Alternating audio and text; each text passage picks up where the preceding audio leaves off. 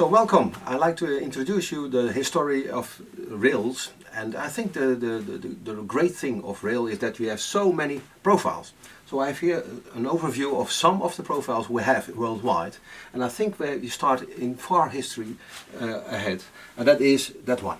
We use this small rail just on a wooden sleeper, and that was just for low wheel tonnage and low speed. But as you can see, you see a slightly difference of the rail itself. You see the profile with the head, the foot, and the body in between. And you see different styles, but always with the head, the body, and the foot. When you look on this side, it is getting bigger, higher speed, higher loads, and so you get more bending, and therefore you need a higher profile. And of course, the switch parts on this one, with the guardrail on this one. And this, on the lowest side, you see the profiles we have today. We use already in track and also worldwide, and especially these ones are the profiles in Europe.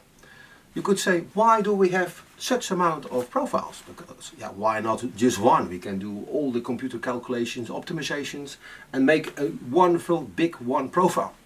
And the question is, it is not possible, because the wheel-rail interface is that important that you cannot have just one profile.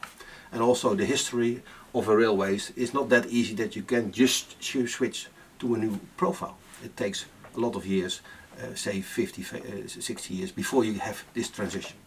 So it's important to have one big profile. It's not possible.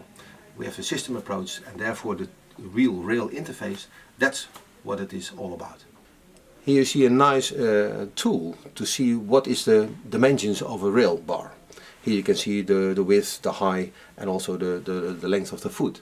And I think this is a really nice tool because all kind of rail profiles you have in the world. And so what are the dimensions? And therefore you can use this equipment and you can change, for example, the name over here, and you see the dimensions over there. So it's a very easy one. And when you are out of Europe, you can take just this out and you have another profile, you put it in.